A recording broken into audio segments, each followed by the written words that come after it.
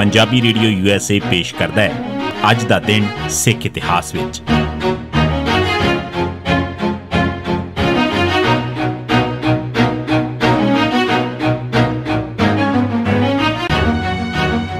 सिख इतिहास दीआं घटनावां च 10 अप्रैल का दिन 1754 सिखां वल्लों पंजाब के ਜ਼ਿਮੀਂਦਾਰਾਂ ਤੇ ਵਪਾਰੀਆਂ वास्ते राखी का ऐलान।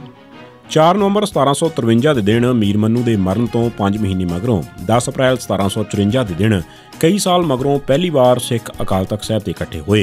इस मौके होए एक सरबत खालसा इकट्ठ च सिख कौम नूं पंजाबियों नूं राखी देण दा गुरमता कीता गया। इस मते मुताबक किसानां ते वपारियां ने सिखां नूं मालिया देना सी ते इस बदले सिखां ने उन्हां नूं अफगान धाड़वियां ते मुगल सरकार तो हिफाजत देनी सी। 1761 अहमद शाह वल्लों लिजाईਆਂ जा रਹੀਆਂ ਕੁੜੀਆਂ ਦੇ ਮਾਪਿਆਂ ਵੱਲੋਂ ਅਕਾਲ ਤਖ਼ਤ ਸਾਹਿਬ ਤੇ ਫਰਿਆਦ। 10 ਅਪ੍ਰੈਲ 1761 ਦੇ ਦਿਨ ਸਿੱਖਾਂ ਦਾ ਸਰਬੱਤ ਖਾਲਸਾ ਇਕੱਠ ਅੰਮ੍ਰਿਤਸਰ 'ਚ ਹੋਇਆ। ਇਸ ਮੌਕੇ ਬਹੁਤ ਸਾਰੇ ਹਿੰਦੂ ਦਲ ਖਾਲਸਾ ਦੇ ਜਥੇਦਾਰ ਜੱਸਾ ਸਿੰਘ ਆਹਲੂਵਾਲੀਆ ਕੋਲ ਆ ਕੇ ਫਰਿਆਦੀ ਹੋਏ ਤੇ ਉਹਨਾਂ ਨੇ ਆਪਣੀਆਂ ਧੀਆਂ ਅਹਿਮਦ ਸ਼ਾਹ ਤੋਂ ਛੁਡਵਾਉਣ ਵਾਸਤੇ ਅਰਜ਼ੋਈਆਂ ਕੀਤੀਆਂ। ਹਿੰਦੂਆਂ ਦੇ ਵਿਰਲਾਪ ਤੇ ਅਰਜ਼ੋਈਆਂ ਨੂੰ ਸੁਣ ਕੇ ਜੱਸਾ ਸਿੰਘ ਆਹਲੂਵਾਲੀਆ ਤੇ ਹੋਰ ਖਾਲਸਾ ਜਰਨੈਲਾਂ ਨੇ ਅਗਲੇ ਦਿਨ 11 ਅਪ੍ਰੈਲ ਨੂੰ ਕਾਬੁਲ ਜਾ ਰਹੀ ਅਫਗਾਨ ਫੌਜ ਤੇ ਹਮਲਾ ਕਰ ਦਿੱਤਾ ਤੇ ਇਹਨਾਂ ਹਿੰਦੂ ਕੁੜੀਆਂ ਨੂੰ ਰਿਹਾ ਕਰਵਾਇਆ ਤੇ ਉਹਨਾਂ ਨੂੰ ਘਰੋਂ ਘਰੀ ਛੱਡ ਆਏ। 1762 ਅਹਿਮਦ ਸ਼ਾਹ ਨੇ ਦਰਬਾਰ ਸਾਹਿਬ ਢਾਇਆ। ਅਹਿਮਦ ਸ਼ਾਹ ਨੂੰ 5 ਫਰਵਰੀ 1762 ਦੇ ਦਿਨ ਹਜ਼ਾਰਾਂ ਸਿੱਖਾਂ ਦਾ ਕਤਲੇਆਮ ਕਰਕੇ ਵੀ ਚੈਨ ਆਇਆ। ਉਸਨੇ ਗੁਰੂ ਕਾ ਚੱਕ ਅੰਮ੍ਰਿਤਸਰ ਨੂੰ ਵੀ ਤਬਾਹ ਕਰਨ ਦਾ ਫੈਸਲਾ ਕੀਤਾ। ਉਹ 7 ਅਪ੍ਰੈਲ ਦੇ ਦਿਨ ਲਾਹੌਰ ਤੋਂ ਗੁਰੂ ਕਾ ਚੱਕ ਨੂੰ ਚੱਲ ਪਿਆ ਤੇ 10 ਅਪ੍ਰੈਲ 1762 ਦੇ ਦਿਨ ਉੱਥੇ ਪੁੱਜਾ। ਗੁਰੂ ਕਾ ਚੱਕ ਪਹੁੰਚ ਕੇ ਉਸਨੇ ਸਾਹਮਣੇ ਖੜਾ ਹੋ ਕੇ ਅਕਾਲ ਤਖ਼ਤ ਸਾਹਿਬ ਤੇ ਦਰਬਾਰ ਸਾਹਿਬ ਦੀਆਂ ਅਜੇ ਅਧੂਰੀਆਂ ਬਣੀਆਂ ਇਮਾਰਤਾਂ ਢਵਾ ਦਿੱਤੀਆਂ ਤੇ ਅੰਮ੍ਰਿਤਸਰ ਸਰੋਵਰ ਨੂੰ ਬਲਬੇ ਤੇ ਹੱਡੀਆਂ ਨਾਲ ਭਰ ਦਿੱਤਾ।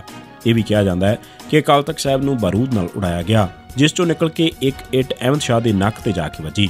ਇਸ ਇੱਟ ਨਾਲ ਹੋਇਆ ਜ਼ਖਮ ਕਦੇ ਵੀ ਠੀਕ ਨਾ ਹੋਇਆ ਤੇ ਇਸੇ ਜ਼ਖਮ ਨੇ ਅਖੀਰ ਅਹਿਮਦ ਸ਼ਾਹ ਦੀ ਜਾਨ ਲੈ ਲਈ। ਪਰ ਇਸ ਗੱਲ ਦੀ ਤਸਦੀਕ ਕਿਸੇ ਸੋਮੇ ਤੋਂ ਨਹੀਂ ਹੁੰਦੀ। ਉਂਝ ਉਸ ਦੀ ਮੌਤ ਇਸ ਤੋਂ 10 ਸਾਲ ਬਾਅਦ 1772 'ਚ ਹੋਈ ਸੀ। 1765 ਸਿੱਖਾਂ ਨੇ ਲਾਹੌਰ ਤੇ ਕਬਜ਼ਾ ਕਰਨ ਵਾਸਤੇ ਹਮਲਾ ਕਰਨ ਦਾ ਗੁਰਮਤਾ ਕੀਤਾ। ਅਹਿਮਦ ਸ਼ਾਹ ਨੂੰ ਬੁਰੀ ਤਰ੍ਹਾਂ ਹਰਾ ਕੇ ਪੰਜਾਬ ਚੋਂ ਕੱਢਣ ਮਗਰੋਂ ਸਿੱਖ ਫੌਜਾਂ ਆਪਣੇ ਕੌਮੀ ਇਜਲਾਸ ਸਰਬੱਤ ਖਾਲਸਾ ਵਾਸਤੇ ਗੁਰੂ ਕਾ ਚੱਕ ਇਕੱਠੀਆਂ ਹੋਈਆਂ। 10 ਅਪ੍ਰੈਲ 1765 ਦੇ ਦਿਨ ਸਰਬੱਤ ਖਾਲਸਾ ਦੇ ਇਕੱਠ 'ਚ ਅਕਾਲ ਤਖ਼ਤ ਸਾਹਿਬ ਦੇ ਸਾਹਮਣੇ ਇਹ ਗੁਰਮਤਾ ਕੀਤਾ ਗਿਆ ਕਿ ਲਾਹੌਰ ਤੇ ਕਬਜ਼ਾ ਕਰ ਲਿਆ ਜਾਵੇ। 1914 ਸਿੱਖ ਐਜੂਕੇਸ਼ਨਲ ਕਾਨਫਰੰਸ ਜਲੰਧਰ 'ਚ ਹਰਚੰਦ ਸਿੰਘ ਨੂੰ ਰਕਾਬਗੰਜ ਦੀ ਦੀਵਾਰ ਢਾਏ ਜਾਣ ਵਿਰੁੱਧ ਮਤਾ ਪੇਸ਼ ਨਾ ਕਰਨ ਦਿੱਤਾ ਗਿਆ। 14 ਜਨਵਰੀ 1914 ਦੇ ਦਿਨ ਬ੍ਰਿਟਿਸ਼ ਸਰਕਾਰ ਨੇ ਵਾਇਸਰਾਏ ਦੀ ਕੋਠੀ ਵੱਲ ਸਿੱਧੀ ਸੜਕ ਬਣਾਉਣ ਵਾਸਤੇ ਗੁਰਦੁਆਰਾ ਰਕਾਬਗੰਜ ਦਿੱਲੀ ਦੀ ਦੀਵਾਰ ਢਾਹ ਦਿੱਤੀ। ਸਿੱਖਾਂ 'ਚ ਇਸ ਦੇ ਖਿਲਾਫ ਰੋਸ ਜਾਗਿਆ। ਹਰਚੰਦ ਸਿੰਘ ਰਈਸ ਤੇ ਮਾਸਟਰ ਸੁੰਦਰ ਸਿੰਘ ਲਾਲਪੁਰੀ ਤੇ ਕੁਝ ਹੋਰਾਂ ਨੇ ਇਸ ਮਸਲੇ ਨੂੰ ਸਿੱਖ ਪੰਥ ਅੱਗੇ ਪੇਸ਼ ਕੀਤਾ।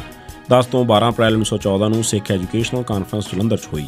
ਮਾਸਟਰ ਸੁੰਦਰ ਸਿੰਘ ਤੇ ਹਰਚੰਦ ਸਿੰਘ ਨੇ ਪਹਿਲੇ ਦਿਨ 10 ਅਪ੍ਰੈਲ ਨੂੰ ਕਾਨਫਰੰਸ 'ਚ ਗੁਰਦੁਆਰਾ ਰਕਾਬਗੰਜ ਦਾ ਮਸਲਾ ਉਠਾਉਣਾ ਚਾਹਿਆ। ਜਦੋਂ ਕਮੇਟੀ ਵਾਲੇ ਨਾ ਮੰਨੇ ਤਾਂ ਉਹਨਾਂ ਨੇ ਉੱਚੀ ਆਵਾਜ਼ 'ਚ ਹਾਜ਼ਰ ਹੋ ਕੇ ਸਿੱਖਾਂ ਦੇ ਸਾਹਮਣੇ ਮਸਲਾ ਰੱਖਣਾ ਚਾਹਿਆ।